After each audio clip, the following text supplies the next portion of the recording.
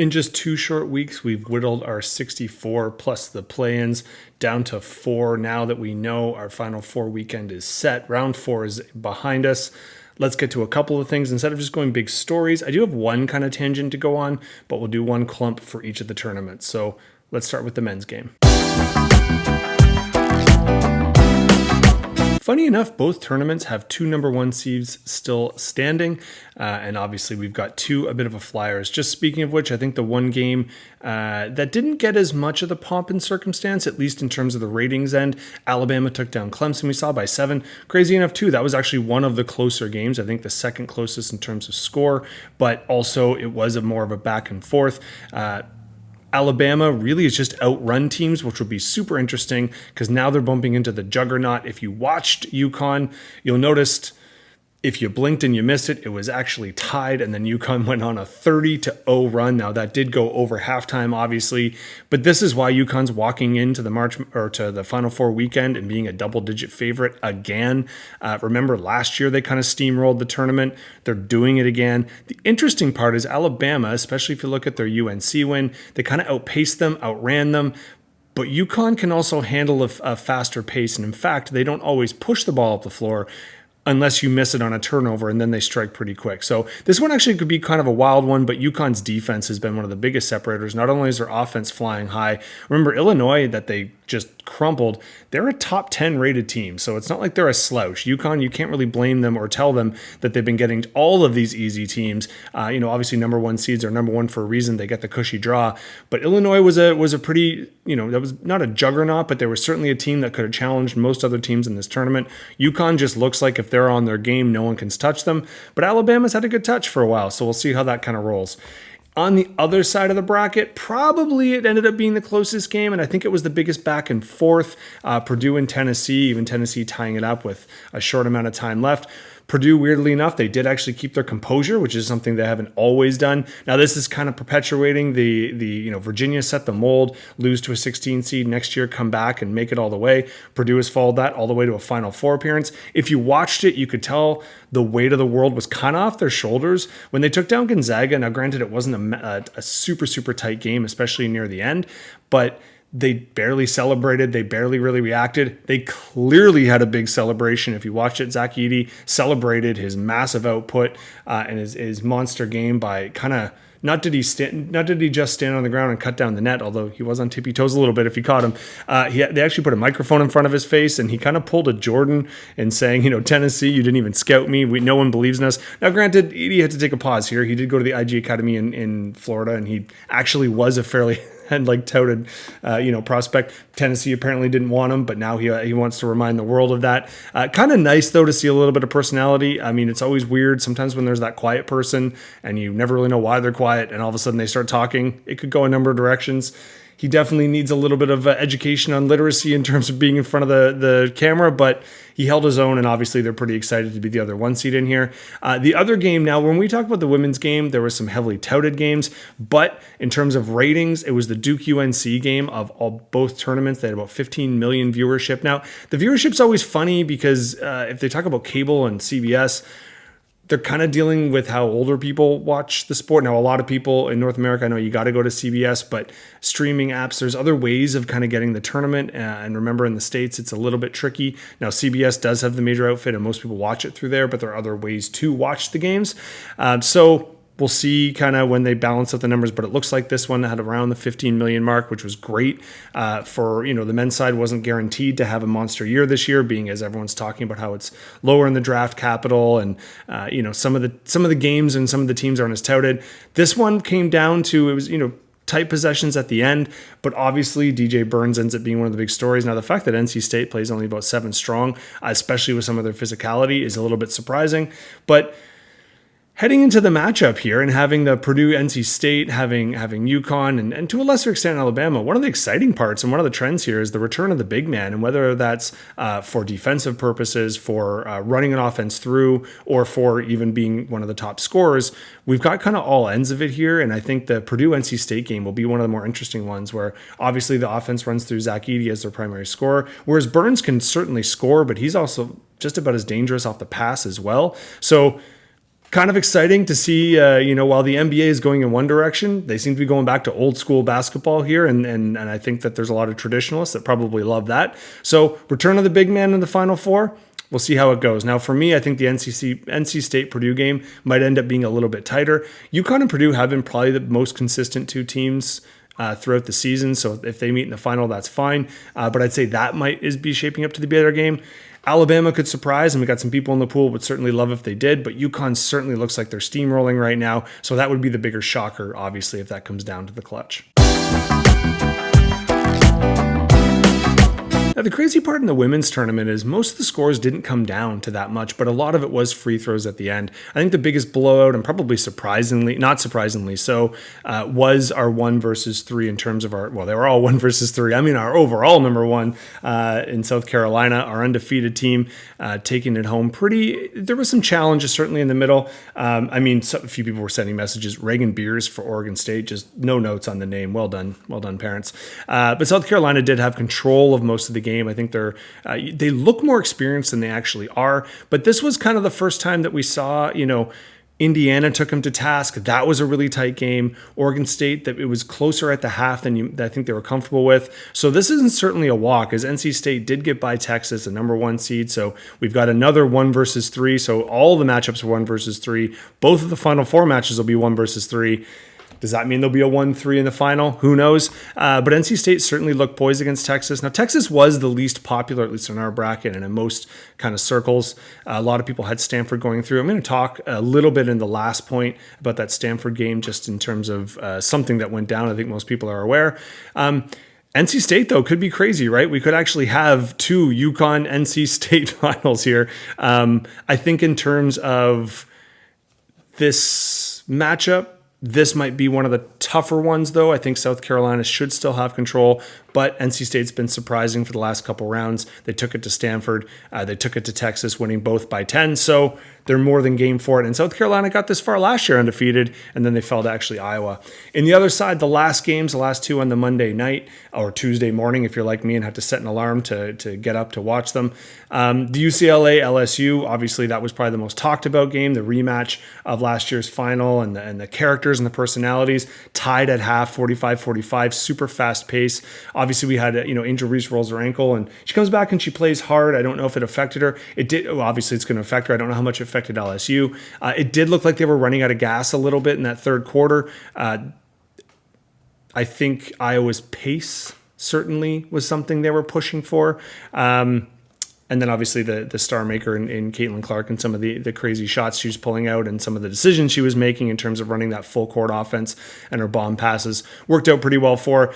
USC and UConn was a super interesting one. So I think in the recap for round 3, I wasn't sure about Paige Buckets here and whether she's coming back. She is. She declared on her senior day. I missed that. I heard rumors that she was coming back again. So she's using the COVID. So she's going to do a double senior year. So this is a matchup against Juju that we could possibly see again next year in the tournament. UConn looks pretty poised. USC, again, Juju Watkins as a freshman came out. She didn't have the best game in the world against Baylor, but she certainly performed well against UConn. And I think UConn looked like a really complete team. So this is setting up another 1 versus 3. But I think if I'm Iowa, I'm probably a little more scared of UConn than I was of LSU. Now, LSU had a lot of the hype, and they certainly talked themselves up. But I think UConn looks very poised. Remember, Coach Gino, there was a lot that was made of him not, being one of the few people that didn't go after Caitlin Clark. His comment seemed pretty common sense. He already had Paige commit, and he didn't think 2 players that would essentially positionally be the same functionality. Why would he recruit 2 of them? Didn't seem fair in his words. Although he has referred to Paige as the best player in women's college basketball and the best player in this tournament before. I know a lot of coaches think that of their own stars, but she does have a complete game. She's probably a little bit stronger on defense than Caitlin is. She makes some mid-range shots, but she doesn't have kind of that essence. She does make people better, but she doesn't always have the oomph that Caitlin does in terms of running the offense, and she certainly doesn't have the erratic range that can kind of go off. But we'll see how that goes. I definitely would think, though, I was pretty confident with Iowa over LSU. I thought they would outrun them. I'm not as confident here. I actually am on the fence as of right now. Not that you need my predictions, but it would not surprise me at all if UConn got by Iowa and kind of spoiled the Caitlin party. But who knows? We'll see how that goes. Either way, I think both should be setting up to be pretty exciting matchups, giving all 4 games the potential. I'd say the only game that I would be shocked if it was really close is the men's side UConn. The other 3, I would expect them to be quite tight, and we'll see how it goes. I wanted to bring up one more point just before we got to our pool. Now, I knew we were doing 2 tournaments this year, and I really did want to try and make sure I balanced it as best I could. I do feel like, especially in round 3, I was focusing a little more on the women, and I'm doing it again here, so I'll try and make up for it later. I think I don't think too many people will be upset about it. The main reason is, I love a lot of the guys' narratives, and I love the fact that we're getting proven that people are still really, really invested in the college game. But I think the highlighting a lot of the women's game that we haven't actually highlighted before. Remember, ESPN actually kind of fell into this. It's not like last year they really advertised until about halfway through the tournament when they started putting out a few more ads, but it's always been like the B side to the A here. And in fact, they weren't even allowed to use the term March Madness until a couple of years ago. I think I mentioned that in an earlier video. But the ESPN deal that actually got the women's game in this tournament was involved in a massive NCAA deal with like about 4 different sports, and it wasn't like it was targeted. So they've kind of lucked into it, and you can kind of see the way it's running now. ESPN isn't running the tournament, but now that we have a lot more that's highlighted, we have seen a couple of issues. And one of the first ones that came out is obviously when Spokane was hosting a bunch of teams. South Dakota State, UC Irving, and Utah became the big one. Couldn't even find hotels within the state. They had to go over state lines to Idaho. And then there was the incident involving kind of racial behavior and, what Utah kind of had to go through. And you see the coach, though, was very balanced, saying it's, this stuff shouldn't happen and it's a shame when it does. But almost in a point of understanding. And then you see the same thing in Portland. If you were watching, they had the 3-point line in the Stanford game. And now this is a game that obviously Stanford loses to NC State. This actually could have had a massive issue. Stanford had a great first half when they were shooting on the normal net from behind the arc. And then when they went to the other, it was 2 for 13. And so I think that now they're trying to make the adjustments and whatever else. But one of the more shocking things was the Stanford coach, who's, the all-time wins leader all-time coaching wins leader in NCAA.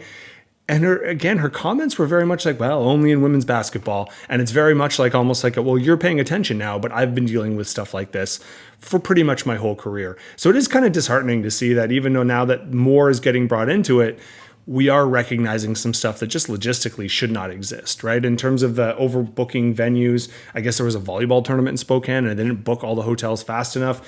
Some stuff that if it happened on the men's side, it would be an outrage. It would be like the talk of the tournament. There'd be coaches screaming and swearing about how they deserve better and the kids deserve better. And so it's kind of odd that it's still being shown as this idea as the second thought. And it shouldn't really be so much anymore. Now, obviously, like I said, the Duke NC State game had about 15, depending on the numbers you're going to, anything from 11 to 12. I've heard as high as maybe high 12s, low 13. A million people turned in to watch the rematch of last year's final. So that's not that far off. Whereas last year, the final was about half in terms of viewership. Now we're catching up a lot more. Now, granted, it was a night that they weren't going against each other, but that should be the finals and the Final Four this weekend. So the women's game is going Friday, Sunday. The men's game is going Saturday, Monday, as they normally do. So we're going to get the chance to see which kind of people, who's tuning in. Are all games going to get the attention they deserve? But I think the biggest thing I was thinking about near the end was, if you look at even just regular season games, this year ESPN's done a better job of focusing on the women's game because they have it and they don't have the men's. In January, the LSU South Carolina game had about a 1.56 million for a regular season game, which at the same time, it outdid TNT's NBA coverage of that night. So clearly this idea of if people wanted it, they would watch it. When it's been given, they are watching it. So I think there's obviously evidence that this is a legitimate product going through. Now, the WNBA always gets crapped on. It is actually doing better in recent years, and it certainly has a couple teams that are doing really well, and then there are lower end teams that just aren't doing as well in terms of attendance and viewership. Caitlin Clark going to Indiana is meant to try and help out a franchise that has not been very strong in the past, and effectively, if she can't do it, it'll probably fold. But I think this is a huge opportunity, obviously, for WNBA. So if they are ready for it and prepared, then this could be, even making the draft a big deal and trying to make a lot of the checkpoints in pumping up the season a little bit more prevalent and advertised, and then getting it into a place where people can watch it. It'll be interesting to see if they can keep that momentum, because in all honesty, if they can't, it would be a huge missed opportunity, right? This right now, I mentioned that in the next couple of years, there's so much talent in the college game. Unlike the men's game, you can see the transition from college to pro, whereas, as I mentioned in the week 3 wrap up, a lot of the men's draft picks are going to be coming from overseas, or even still G League Ignite while it exists, although it looks like that might be folding or not having the same prevalence. So they have the opportunity, and they certainly have the firepower, but they've had the firepower before. If you look at some drafts, there's been some big names. I think the depth, though, is going to get them here. And so it'll be interesting to see how the games run. I did also just want to address, I'll probably write a little bit more about this, just speaking of the women's game and some of the narratives.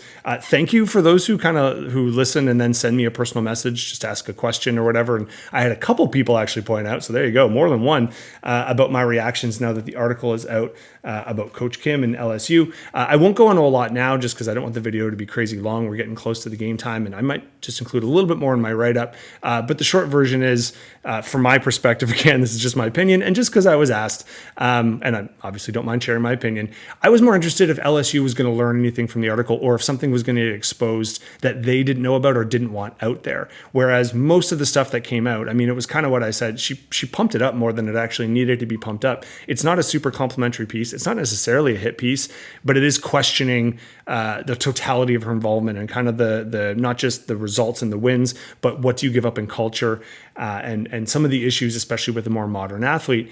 But these were all things that you knew coming out of Baylor. You knew she had asked players to repress personal information to the media, not sell themselves, especially if their sexuality was not heterosexual. That some of the relationships that have been strained with some players, they went into a bit more depth of that. Some of her actions that have borderline, gotten her in trouble, and comments. But these are all things that LSU knew. They had to know that getting her in. So it's not going to affect, obviously, her job, her safety. I would imagine everything is still fine after the game, even though they didn't make the Final Four this year. What I do think is actually interesting to me, and the reason that these tied together, and I included this here, is obviously Angel Reese's press conference is getting a lot of attention, and her declaring via Vogue magazine interview that she's going to the WNBA.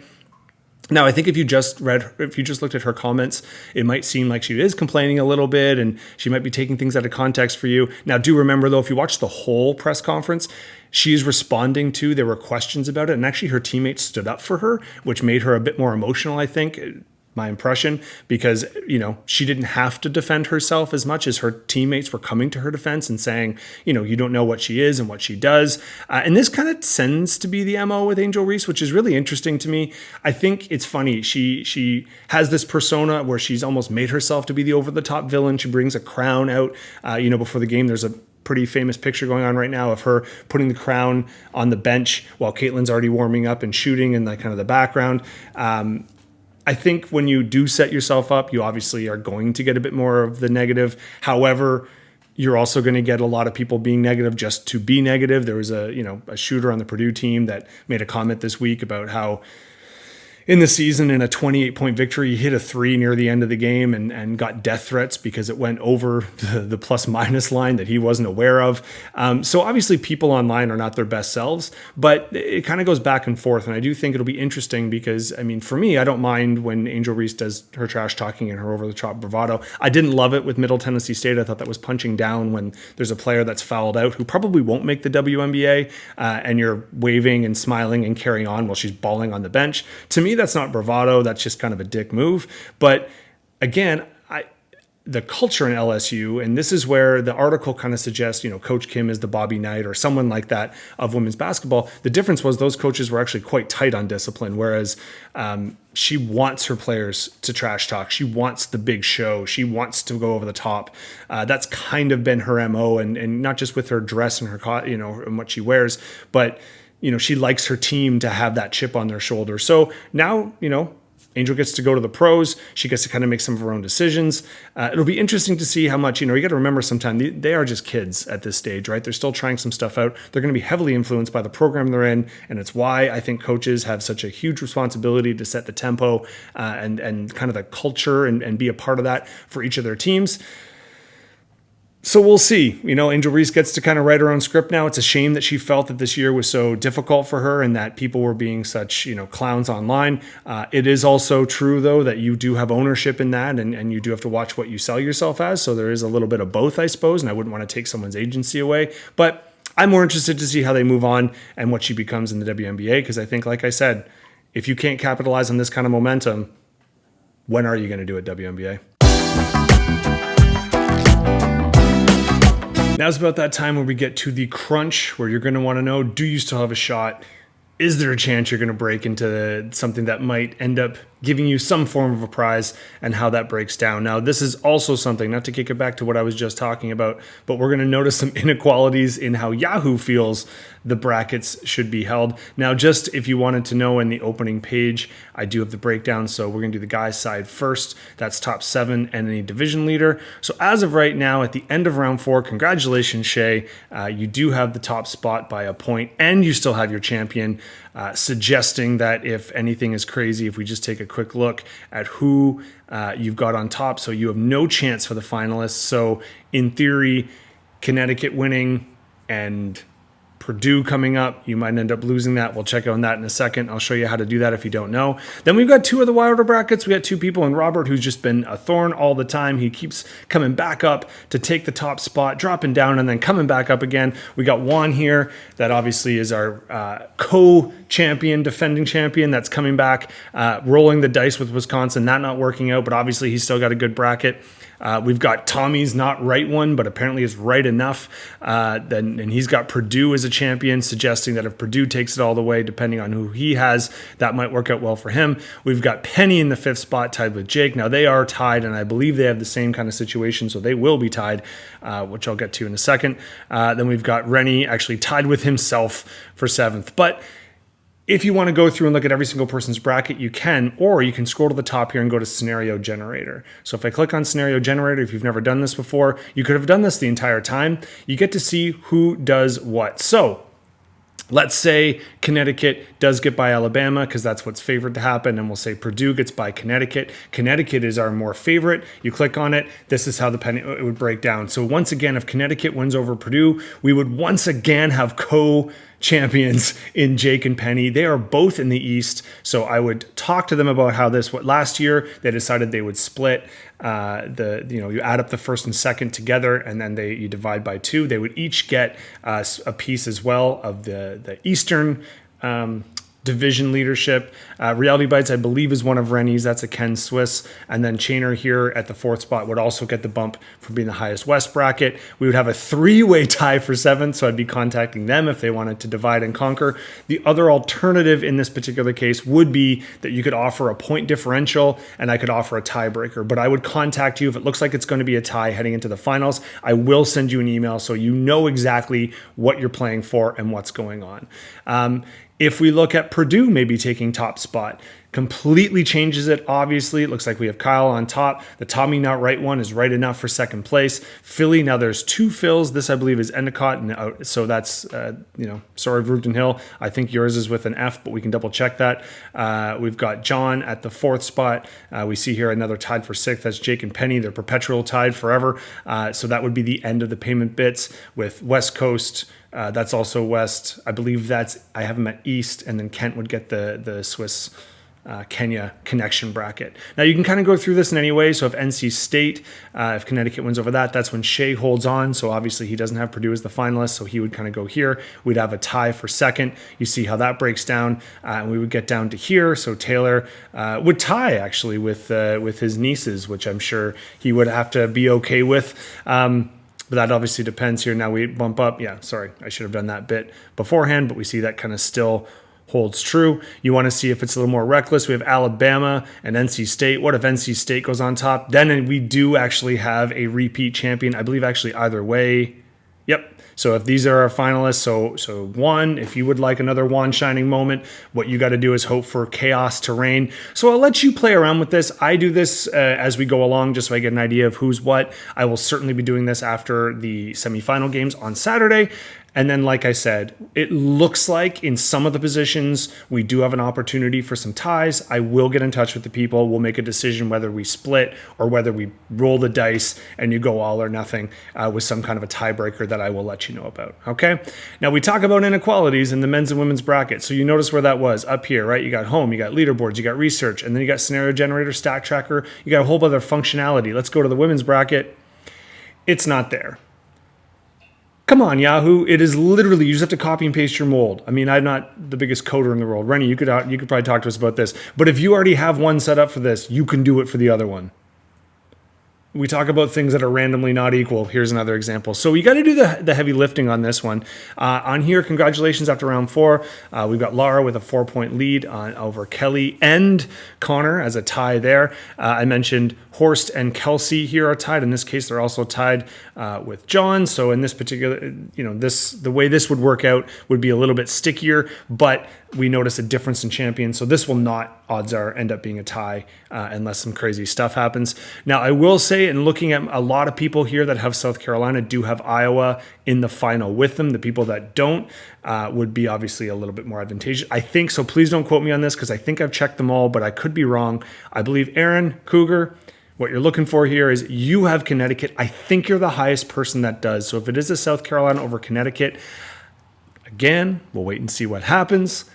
I think you'd be taking home the prize. So you are probably one of the most invested people in that particular case, other than obviously Kelly here and Lara. Now, Kelly and Lara both do have Iowa. I believe Connor does as well. So there's no real chance for jumping up on that one. Feel free to play around with this. And like I said, for the women's side, because they don't have the scenario generator, it is me doing it old school style. So I'll be a little bit better when it gets to the final. We look like we will possibly have some ties. Okay. But also you have to remember here, going onto our site, because if you've known this before, as the pool grew, once we get to that 10 spot, so if next year we get to 30 brackets, I will add a 4th place payment. That's how I built the one side, so that's how I plan on building the other one. We're in the 80s still for the guys, hence the 7. I did do a little pause on that because once divisions get in, I do hold it. Essentially, once I know there's about 20 to 30 in 2 different spots, we start splitting up hemispheres, etc., because I think it's fun just to make sure that someone in each region gets a little bit of an extra kick. Well, not surprisingly, I went on a little bit longer than I wanted to on that one, so I'm going to try and cut myself off. Now, if you do have any questions about the pool stuff, I'll try and walk people through it. Like I said, it's a shame that the girls' side in our pool doesn't get the same treatment as the guys, and so you can't do the scenario generator because that saves you a lot of time. But I'll try and be clear in my write-up what I've seen and what I think is moving forward. But ultimately, we've got games on Friday, Saturday, and then I will rush to try and put something out before the Sunday and Monday finals so we know where we stand. I'll get in touch with people if needed, but we'll handle that on the weekend. Till then, 6 games left, 3 in each tournament. Couldn't be more excited. Happy Madness, everyone.